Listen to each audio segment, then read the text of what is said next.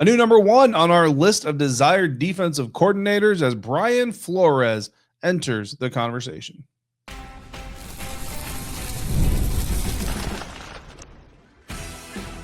You are Locked On Commanders, your daily podcast on the Washington Commanders. Part of the Locked On Podcast Network, your team every day.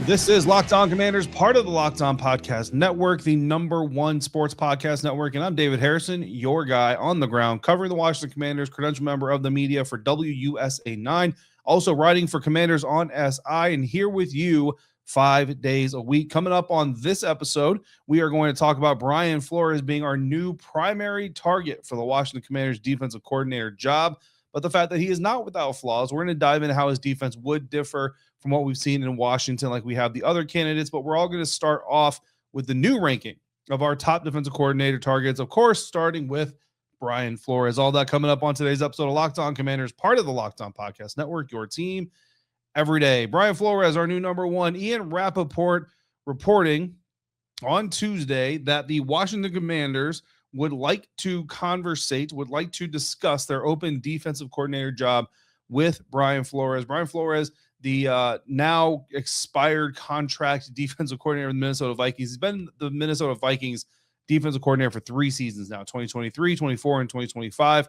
His contract is expired, which means he's free to talk to whomever he would like to about any job. The Minnesota Vikings cannot block him. Typically, if a coordinator is being invited to interview for the same position with a different team, then the team that has him under contract can block him. But since he's not under contract, he can't be blocked. Now, head coaching positions are, of course, available. There are a good amount of jobs out there. But as of right now, at the time of this recording, the only head coaching job he has interviewed for and that we understand he has been invited to interview for is the Baltimore Ravens job. Now, it's a very good job. Certainly would be attractive to a guy like Brian Flores. They certainly have a reputation that fits, or their historic reputation, I should say, would fit that of Brian Flores as well. The Pittsburgh Steelers job just came open on Tuesday. Mike Tomlin stepping down from that head coaching job. So that's another place that might try to consider Brian Flores. So, of course, head coaching jobs are going to play a role in this whole thing. But if he does not get or take a head coaching job, perhaps he would be open to staying a defensive coordinator for a team other than the Minnesota Vikings, and the Washington Commanders would like to be a part of that conversation. And since they want to be a part of that conversation, he's going to be a part of our conversation. Just the home run hire, right? Like as excited or as exciting as Mike McDaniel would have been as the offensive coordinator for the Washington Commanders, Brian Flores would be that candidate for the defensive side of things. And, you know, I've had some conversations with some Commanders fans here the last week or so talking about they weren't really all that excited about what was going on. Not a lot of excitement about David Blau. And boom, as soon as Rappaport dropped it that the Commanders wanted to talk to Brian Flores, people got a little bit more excited. The energy level in the room went up just a little bit because Brian Flores brings the energy, right? That's what he is. He's an aggressive defensive play caller. You can call him a culture changer type of person, but I think honestly in this situation in Washington, he would be a culture multiplier, right? Like he would fit in to the culture of the Washington Commanders immediately and only help to amplify that culture. And perhaps we talked about the difference between identity and culture in a previous episode. Perhaps he would actually help the defense find an identity that really has been searching for 2 years now. Now, we know that the identity that they want is ball is life. They want to be ball hunters. They want to do all that kind of stuff, and it just hasn't worked. But in 2025, in a down year for the Minnesota Vikings defense, in terms of takeaways, they generated 21 takeaways from opposing offenses, ranking number 10 in the NFL. In his peak season as the D coordinator of the Minnesota Vikings, his defense generated 33 takeaways. That was in 2024. So in the last 2 years alone, they have taken the ball away 54 times from opposing offenses. By comparison, the Washington Commanders, dead last in the NFC, 31st overall with 10 takeaways. So even in a down Brian Flores season, his defense took the ball away more than double the times that the Washington Commanders did here in 2025. So that's pretty significant. He's the only candidate who can say on their resume that their defense consistently produces elite takeaway numbers, which is what ultimately makes him from Jump Street our number one candidate. Number two is still going to be Patrick Graham, the current defensive coordinator of the Las Vegas Raiders, who is being allowed to interview for other jobs. He's a little bit safer. The floor is a little bit higher with him. He also has some ties to the organization. Now, the Raiders have struggled to impact the game from a takeaway standpoint, only 16 of them in 2025. That's 23rd in the NFL. So, again, that's where the biggest gap comes from in this rankings system here between a guy like Patrick Graham, who's number 2, and Brian Flores, who's number 1. And then third, we're going to go with Jonathan Gannon. Haven't done our deep dive into Jonathan Gannon yet. We will later on this week. Former head coach of the Arizona Cardinals, recently fired, was also the former defensive coordinator of the Philadelphia Eagles the first time they won the Super Bowl under head coach Nick Sirianni. His unit wasn't necessarily balling out, going after the ball, but they also were pretty solid. 19th in the NFL with 19 takeaways in 2025. So again, in the middle, better than Patrick Graham, but because of some of the other stuff in the Patrick Graham defense right now, Jonathan Gannon going to sit number 3. Again, we're going to do our deep dive into Gannon tomorrow, later in the week, whenever the news cycle allows us to. And perhaps once we do that deep dive, Jonathan Gannon will move up. But for now, we're going to nestle him in there at number 3. Fourth is Denard Wilson, our Tennessee Titans defensive coordinator, who's, again, out there interviewing for jobs. High upside. I like his aggression with the secondary and all that stuff. His episode was the last one we did before this one. We did a bonus episode between this one and the last full one. The last full episode was on Denard Wilson and his defense. He's a little bit of a project. I think there's a little bit there in the defensive front and the run defense and all that stuff that's got to get figured out with kind of his approach to things, but not a bad option by any means, just not as good in his experience, I think, as the other options. And then our fifth option on my list, our list here, is Joe Cullen, the current Kansas City Chiefs defensive line coach. Comes from a very attacking type of defense, comes from an exotic blitz type of defense there in Kansas City. You love that type of aggressive kind of roots. Did have 1 year as a defensive coordinator with the Jacksonville Jaguars. It went fairly well, but that's very limited experience, right? Denard Wilson's got 2 years experience under his belt. Great D-line coach, Joe Cullen, certainly, but not quite proven on whether or not he can run his own full defensive process. And so you would love to have just a little bit more experience there, especially with David Blau as the offensive coordinator. And if you look at these candidates, again, every single one of them that we have confirmation that the Commanders have interviewed or have scheduled to interview, Jonathan Gannon interviewing on Thursday, or are interested in interviewing, that being Brian Flores, they all have experience. And I don't think that's an accident. I think that's by design. I think Dan Quinn wants a defense coordinator in there that he can trust to kind of run his side of the ball and allow him to be that overseer, executive head coach, but also he knows he's got a young offensive coordinator over there. So if that guy needs help, DQ wants to be available to give that support and that help in any way, shape, or form that he possibly can. So I think the less experience you have, the further down that's going to drive you down the list a little bit heavier. It's going to be weighted a little bit heavier than maybe it would be in other seasons if, they had gone with an experience. Like if Mike McDaniel was the offensive coordinator, not that he's even open to it, a guy who has 1 or 2 years of coordinator time under his belt isn't as scary, but you don't want 2 inexperienced coordinators. I wouldn't think anyway, from a head coaching perspective. So we know Brian Flores is well known for his aggression. Even if you don't know the Minnesota Vikings, you don't know the Dolphins, you don't know his history, you know the name Brian Flores is synonymous with aggression, but it's how smart that aggression is that really makes him an impressive defensive coordinator candidate for the Washington Commanders. That and more coming up next on today's episode of Locked On Commanders, part of the Locked On Podcast Network, your team every day. And today's episode of Locked On Commanders is brought to you in part by Indeed. If you've ever hired someone who looked good on paper, but it wasn't the right fit, you know how important that can be and how detrimental that can be. When you want candidates who truly match what you're looking for, trust Indeed sponsored jobs. If you're hiring, Indeed is all you need. Stop struggling to get your job post seen on other sites. Indeed sponsored jobs puts your post at the top of the page and helps you reach the right candidates faster. If I need to hire someone for this show, I'd go straight to Indeed and be very specific about what I need. Real experience, not just resume buzzwords. And instead of struggling to get my job post seen, Indeed sponsored jobs is going to help my listing stand out and reach qualified candidates faster. So spend more time interviewing candidates who check all your boxes with less stress, less time, and more results using Indeed sponsored jobs. Listeners of this show get a $75 sponsored job credit to help give your job the premium placement it deserves at Indeed.com/LockedOnNFL. Just go to Indeed.com/LockedOnNFL right now and support the show by saying you heard about Indeed on this podcast. Terms and conditions apply. Hiring, do it the right way with Indeed. Today's episode of Locked On Commanders also brought to you by Quo. New year, new systems. This is the time when a lot of us look at the messier parts of how we run our business and think there's got to be a better way. And there is. Streamlining your communications is one of the quickest upgrades that you can make. And that's why today's episode is brought to you by Quo, spelled Q-U-O, the smarter way to run your business communications, because when your team is reachable, organized, and communicating in one place, you're not just working cleaner, you're creating more opportunities to connect with customers. I love how simple Quo makes everything. Your whole team can call and text from one shared business number, so nothing ever gets missed, and everyone sees the full conversation thread, which makes replies faster and more personal. Make this year one where no opportunity and no customer slips away. Try Quo for free, plus get 20% off your first 6 months when you go to quo.com/lockedonnfl. That's QUO.com/lockedonnfl. Quo, no missed calls, no missed customers.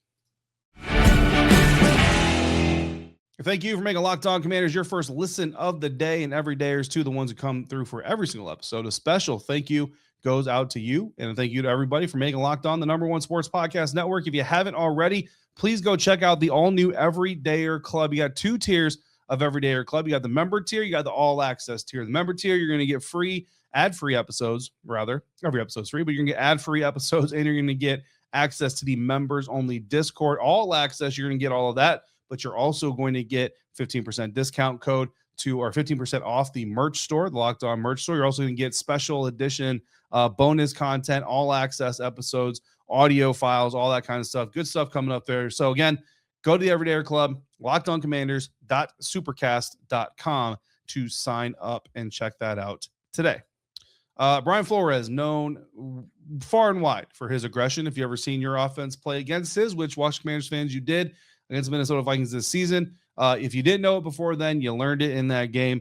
But to me, it's how smart his aggression is that really sets him apart, because anybody can be aggressive. It takes a different breed to be smart and aggressive. So Washington, what we're used to, unfortunately, static fronts pretty much looks the same for the most part. Reactive defense, very much a bend, don't break type of system.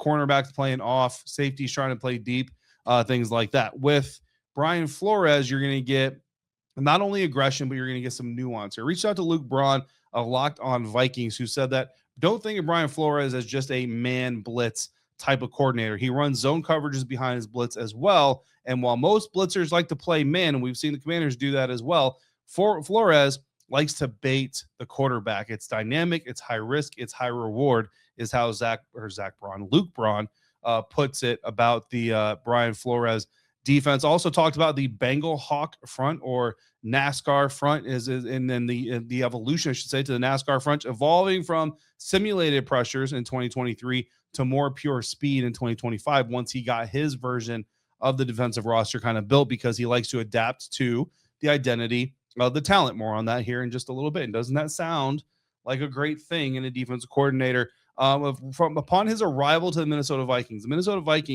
as late as 2022, one of the worst defenses in the National Football League. Unfortunately, the Commanders and Commanders fans can relate to that plight, right? Well, he inherited a defense that used light boxes about 88% of the time. Now, the Washington Commanders are a very high light box team, and Brian Flores, in just his first year in control of the Minnesota Vikings defense, cut light box usage to 44%. So he's stacking the box a lot more than a lot of other defenses are.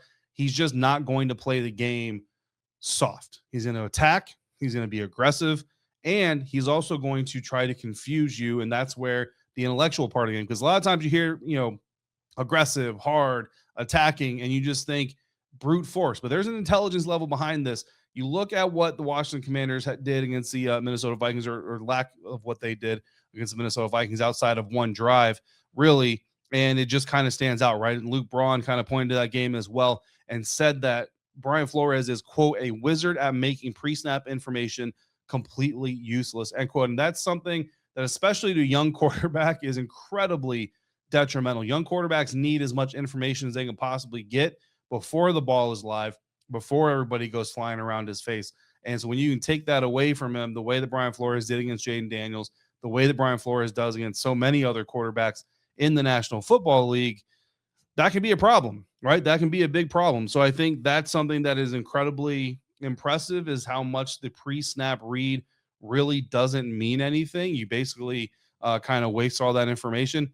So I think that that's incredibly important, though, because the confusion causes quarterbacks obviously to hold the ball longer. The longer the ball is held, the more the blitz can get home, the better off the secondary is going to be. But it's not just the fact that the blitz gets home, it's also how they blitz. And there's intellect behind that. You talk about being a guy that attacks the check down. So what's really interesting about a Brian Flores scheme is when the running back stays in to block, that guy that has the assignment of the running back blitzes. That's part of his, I think it's called green dog is what they call it. That defender that's supposed to be covering the running back comes in. And essentially what's happening is while he's coming in, he's attacking the running back. So if he comes in and the running back's on delayed release, and so linebacker's coming in, running back decides to kick off into the wing, that linebacker doesn't just continue running towards the quarterback, at least not supposed to. He kicks off into the wing too, says, okay, I'll go with you. I'll bite on this delay. Of course, you need athleticism. You need speed. A guy like Jordan McGee certainly sounds like a guy who could fit that bill. A guy like Frankie Louvu could certainly fit that bill. But if the running back is in to help protect, and let's say he's on the left side and you've got a blitzer on the right side that comes through, what's that running back going to do? That running back's going to go pick up that blitz. Even if that blitz gets picked up, guess what? That guy who was supposed to be covering that running back, he's now another blitzer that maybe wasn't a part of the initial design that can now come in and pressure the quarterback because there's no running back there to block him. It's really interesting. It's really effective when it is done right. And it's just another unique wrinkle in the Brian Flores defense. And I think a lot of it comes with his history, not as a coach, but as a scout. Brian Flores spent 5 years as a scout in the New England Patriots organization, started off as a scouting assistant, moved his way up, and then eventually made the jump over to the coaching side of things. And I think it really gives him an insight into how to evaluate players, how to read players, how to look at their skill set, and really how to kind of to a certain extent, kind of dissect them, kind of take them apart to their, nuts and bolts, and then figure out how to use those nuts and bolts to not reassemble the player, but assemble a defense that can get after opposing offenses. Loves the Swiss Army knife. Luke Braun points out, says he loves a player that can simulate pressure and then drop back if he needs to. Pointing to guys like Josh Metellus, Dallas Turner, Andrew Van Ginkel, who those names probably don't mean a lot to you if you're a Commanders fan, but basically these are all guys that can rush, they can run fit, they can run out in coverage if they need to. Andrew Van Ginkel is the guy that came up with the interception against Jayden Daniels. So you recognize that. Andrew Van Ginkel a couple years ago also got an interception off of Sam Howell when he was part of the Miami Dolphins defense. So the whole play kind of tracks. So think about hybrid weapons. Uses a lot of safeties in some of his schemes. So you talk about trying to revitalize the career of a guy like Quan Martin, trying to use guys like Jeremy Reesmore, Will Harris, Tyler Owens. Like he has abilities to kind of implement all of these guys. You'll see him out there with 6 DBs. Sometimes 4 of those guys will be safeties instead of having some linebackers out there. Talk about speed, athleticism. You can see Jordan McGee, Frankie Louvu, 4 safeties, 2 DBs, and however many linemen that leaves and place them in. He's just going to get after you. Part of what he did, according to an ESPN story, is stole a college scheme from Pitt Panthers coach Pat Narduzzi because he noticed that he was causing a lot of chaos, and he used that chaos to break a lot of protection rules that offensive lines use. That's something that Brian Flores adapted into his defense. And then the biggest thing that really kind of stands out to me here that I want to point out is the menu of plays. Dane Mizutani, hopefully I'm saying that correctly, of the St. Paul Pioneer Press did a story where he kind of went in depth about how Flores isn't this drill sergeant type of coach that maybe some people think he is, where he says, here's how we do it, here's what you do, and you're going to go do it. He actually gives his coaches or his players, especially his veterans, what they call a menu of plays. The quote from the story is, quote, "If mom says there's only beans in the cupboard tonight, we're going to figure out how to make a good meal out of what mom said is in the cupboard," end quote, which is exactly what we've all been calling for, is look at your roster, look at the guys you have, and coordinate, orchestrate a defense that fits your guys that you have, your skill set that you have against the opponent that you need to. Means that he has the ability to adapt to the groceries. If you got filet mignon in the fridge, right, waiting to go, or in the meat locker waiting to go, he can fry that up.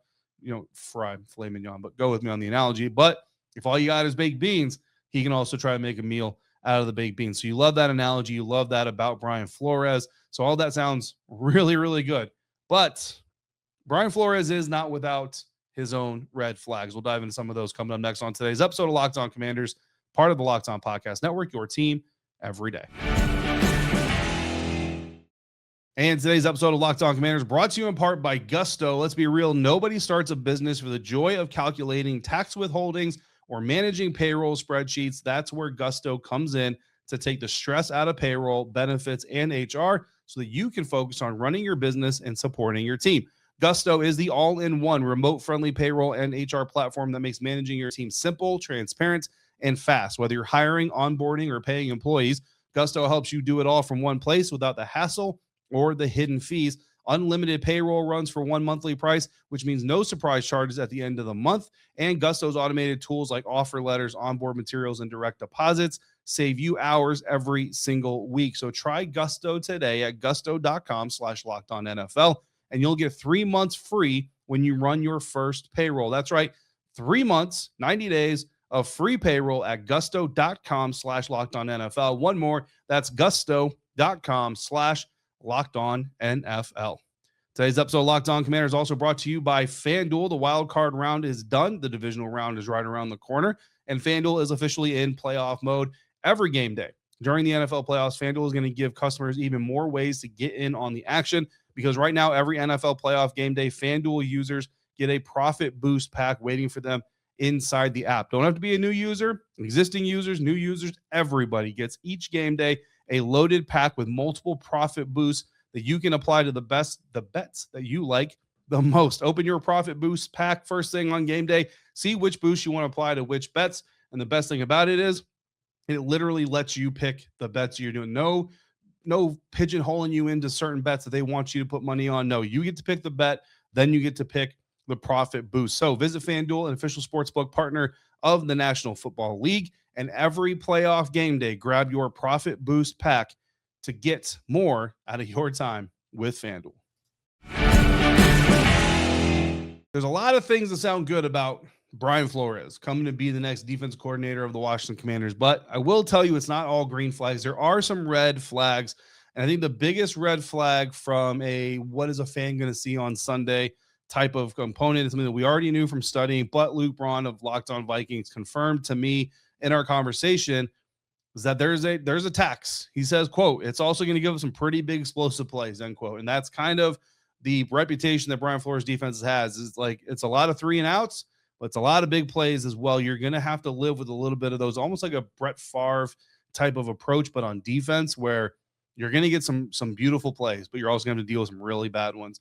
That's just kind of how this goes, man. When you're trying to be that aggressive and you're trying to be that impactful as a defense, sometimes you're going to get caught with your hand in the cookie jar, and that quarterback, that offense are going to get the better of you. But the hope is, and the idea is, if you're good enough, if you're smart enough, you're going to get the better of them more than they're going to get the better of you. And so far in Brian Flores' career, that's happened. I know the Vikings didn't do too hot this year, but again, most of that was because of the offense, specifically the quarterback situation, which we'll get into here in just a second because it applies, not the defense. So I think that's flag number 1. Flag number 2 is the friction. There have been reports of Brian Flores butting heads with people in Minnesota. I'm not going to dive too deep into it because they're rumors as far as I'm concerned, because I don't know anything about it. I don't have any hard information, but it's just something to be aware of, is that there are reports, rumors, whatever you want to call it, that sometimes Brian Flores butts heads with people in the building. Then flag number 3, the lateral move. There are people in Minnesota who believe that Brian Flores is only leaving Minnesota if it's a head coaching job. He's not leaving Minnesota for another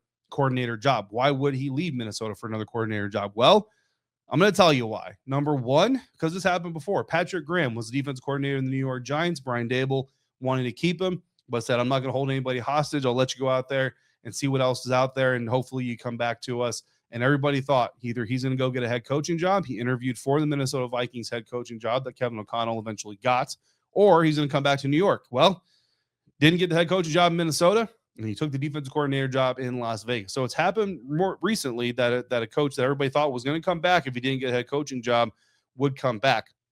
The other reason, and maybe the reason that leads to that situation, honestly, is because of 2 things. One is job related, because Brian Flores should have been a head coach. Brian Flores should have been a head coach a couple years ago, maybe at the most, probably before that.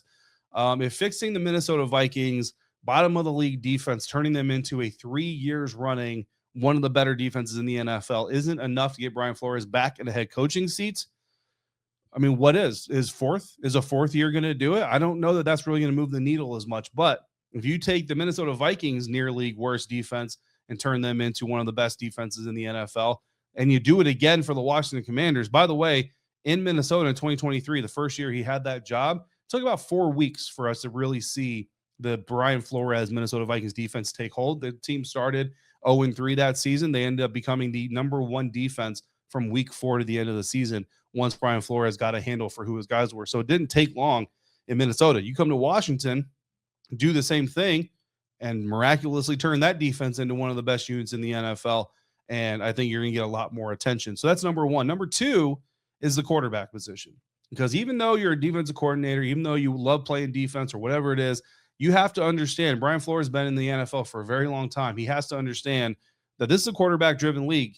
And when you don't have a quarterback, as you learned with the Minnesota Vikings this year, among other teams, you don't have a lot of stuff. You don't have a lot going for you. Well, the Washington Commanders, when healthy, have a much better quarterback, Jayden Daniels, and that's not a dig at J.J. McCarthy. It just is what it is. And yes, I know Vikings fans, J.J. McCarthy's Vikings team beat the Washington Commanders team with Jayden Daniels. I got you. But if you look at it from apples to apples and you look at what's on the other side of the ball, if you're Brian Flores, you've got a much better opportunity of 1, making the postseason, and 2, having success in the postseason with your defense paired with that dynamic offensive weapon in Jayden Daniels. So there are plenty of reasons why I think Brian Flores would at least consider and at least have the conversation. Have a cup of coffee with Adam Peters, who, by the way, they were both on the same scouting staff in New England together. So there's another reason.